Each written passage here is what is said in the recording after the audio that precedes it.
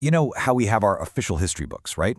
But what if there's another story, a secret one, a hidden script that explains everything that really happened? Well, today we're diving into a book that claims to do just that for one of the biggest nations on Earth.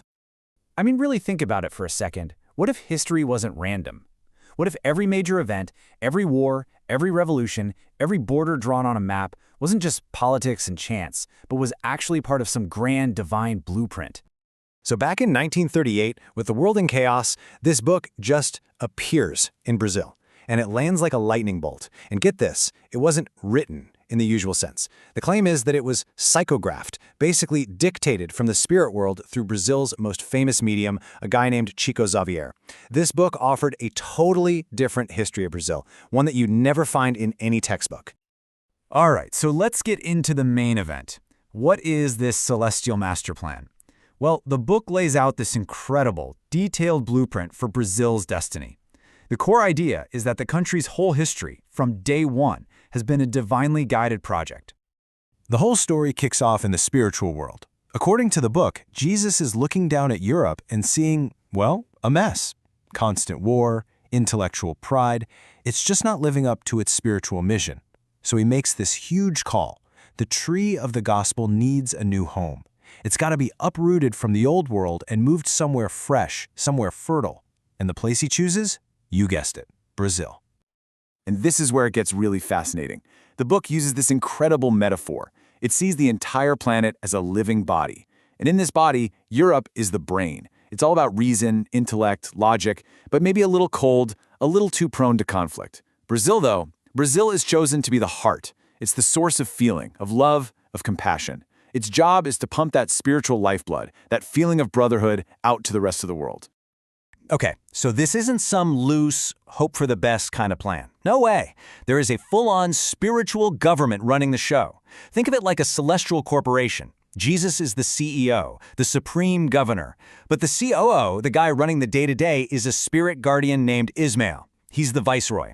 And under him, you've got these legions of spirits called the phalanxes. They're the tactical teams. And on Earth, you have the incarnated missionaries. These are key historical figures, the field agents, who are being influenced, and most of them don't even know they're part of this grand mission.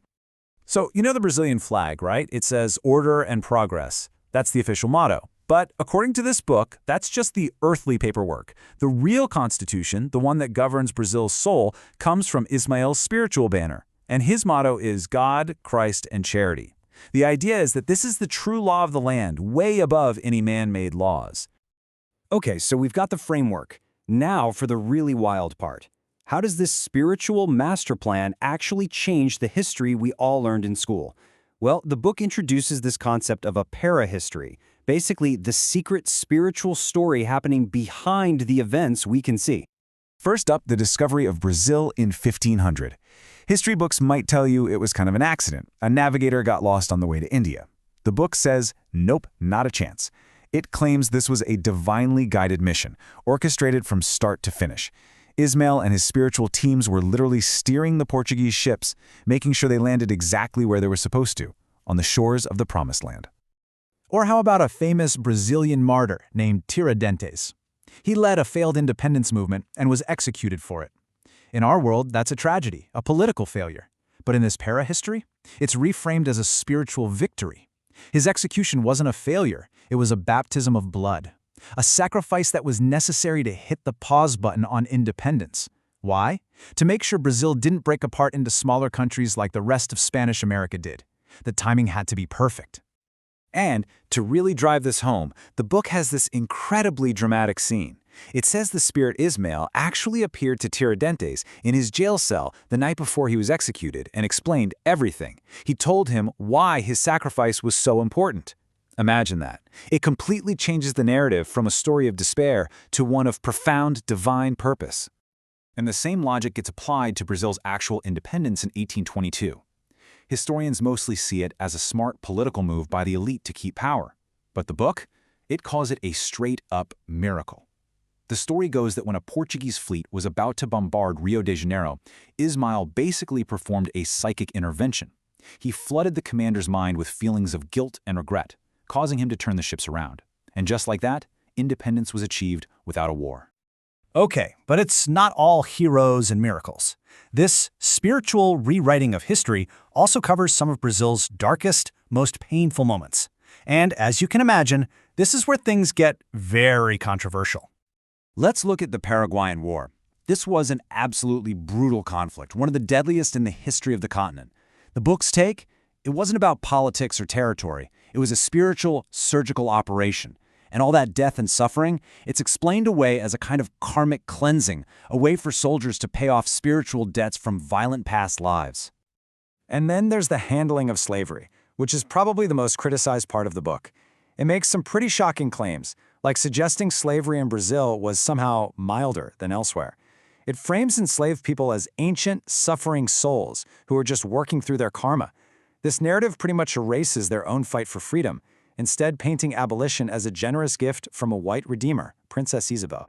Now, it's really important to put this in context. Academics and modern critics look at these parts of the book, which was written in the 1930s, and argue that they are incredibly problematic. They say these narratives essentially whitewash the sheer brutality of these events. They smooth over the horror of war and the systemic cruelty of slavery, and in doing so, they deny the agency of the people who actually fought for their own freedom. So hearing all that, you're probably asking, how on earth did a book with these kinds of ideas become so influential? It's a great question. Let's track how this story went from being just a book to becoming actual dogma for a massive religious movement. It really happens pretty fast. The book is published in 1938 by the main Spiritist organization in Brazil, the FIB. It starts to pick up steam right away. But the real turning point, the moment everything changed, comes about 11 years later. In 1949, you have all these different Spiritist groups, which had been kind of fragmented, and they all come together to sign something called the Pacto Áureo, the Golden Pact. This was huge. It unified the entire movement under the leadership of the FEB. And here's the kicker. In that agreement, they specifically named this book, Brazil, Heart of the World, as a foundational text, as a guide. That's the moment it went from being just a book to being official doctrine. So, when you step back and look at the whole picture, what's the real legacy here? What makes this story so powerful that it's stuck around for all these years? What the book really managed to do was create something academics call a civil religion. It brilliantly fused faith with patriotism. Suddenly, to be a believer meant you were also a true patriot, working towards Brazil's divine destiny. It gave being Brazilian a sense of cosmic importance. It wasn't just about being a citizen. It was about being part of a celestial plan. And that's really the heart of it all. You end up with two completely different histories of Brazil running on parallel tracks. On one track, you have academic history, a story of colonialism, politics, accidents, and brutal exploitation. On the other, you have this Spiritist history, a story of divine purpose, sacred missions, and karmic justice. It's a total reimagining of what Brazil is and why it exists. Which brings us to a much bigger question, one that goes way beyond Brazil. It doesn't really matter if you believe this story is a divine truth or a powerful national myth. Its impact is undeniable. And it makes you think, doesn't it? How much of any country's identity isn't just about the facts of what happened, but about the story that nation decides to tell about itself.